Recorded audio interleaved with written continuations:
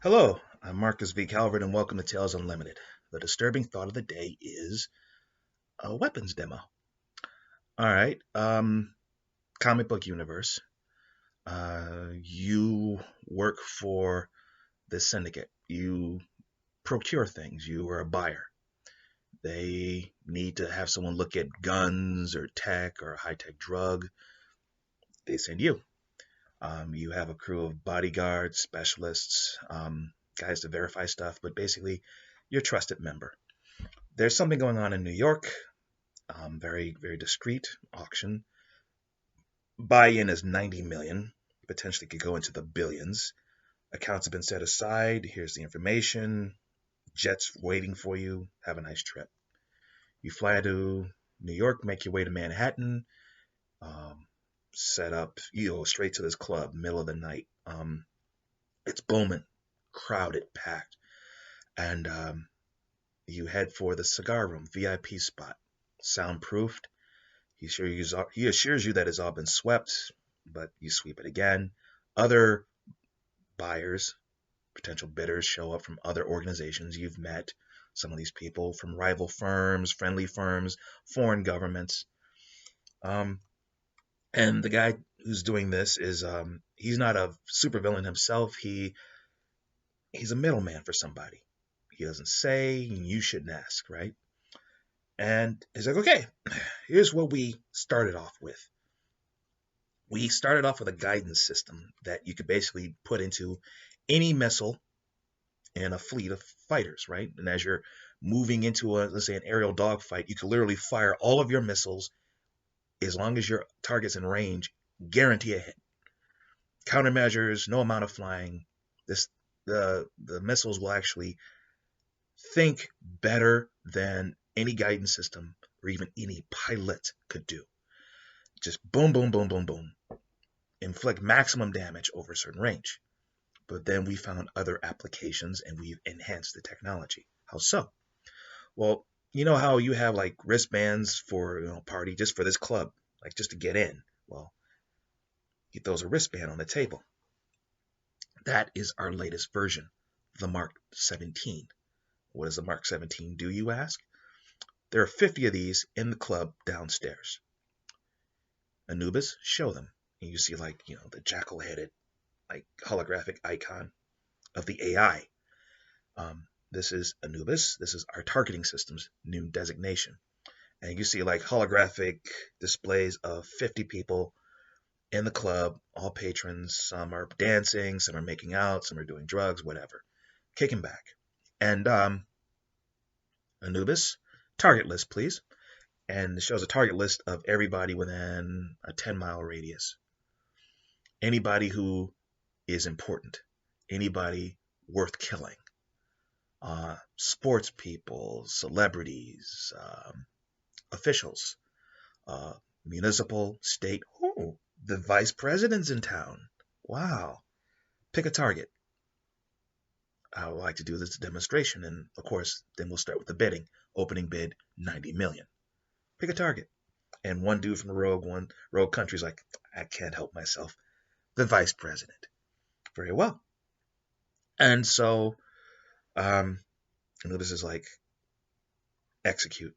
And you see the 50 people, doom, doom, doom, doom, doom, doom, doom. What the nanites have been doing in the wristband for the last hour or so have been carefully augmenting the skeletal structure of everybody wearing them. So theoretically, you could put this on and use it in a combat setting and just sit in a room with a table full of guns around you. And if the police come storming in, you could pick up those guns and defend yourself and you'll be fine. However, if you overexert yourself, you're like gonna kill yourself. But the whole thing to remember is this. The first variant, yes, you could defend yourself from a room full of cops, but you have control. This variant, Anubis's variant, you don't have control. You're a puppet. Anubis, show off. And so all 50 of them run out of the bar just under Mach, knocking people aside. They're super strong, super fast, super tough. The nanites, of course, are forcing these people to breathe faster, move faster, and the heart can't take it, the body can't take it, but it's temporary, this augmentation.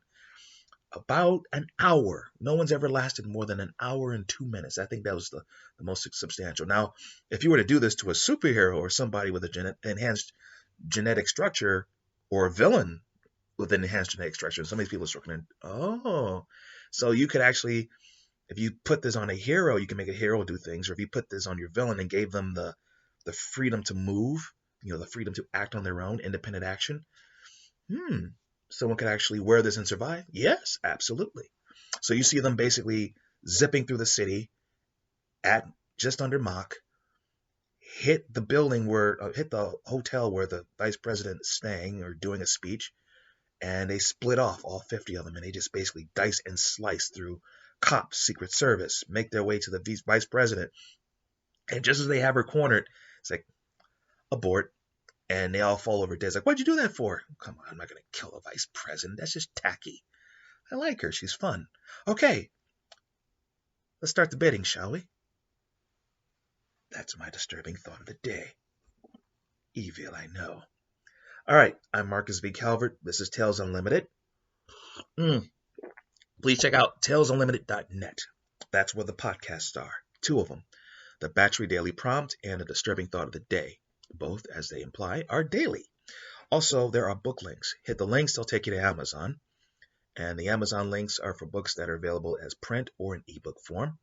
There's the Battery series, which basically has 200 writing prompts per book, little wisdom on how to write a novel.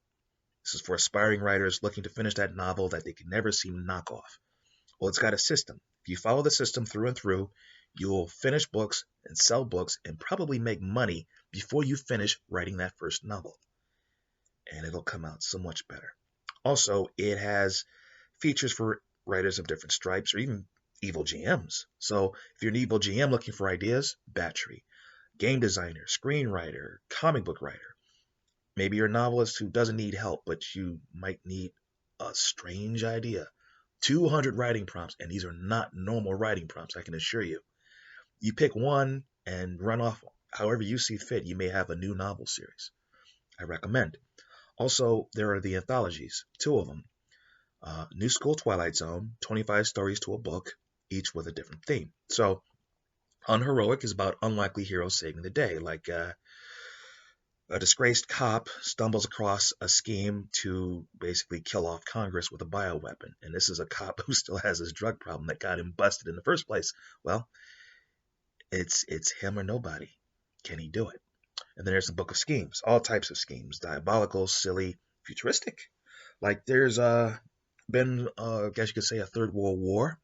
Population of the earth is greatly diminished to the point where the UN takes over. I mean, you actually have a Secretary General AI controlling the planet, and the human nations have been reduced to like 10 nation states. Mercenary houses defend them, and whenever there's an international dispute, rather than talking about it or going to war over it, the Secretary General decides a type of duel, and it's a winner-take-all duel. This one's going to happen with planes. Yeah, all over the place, these stories. Then, iVillain series, novels, super villain fiction.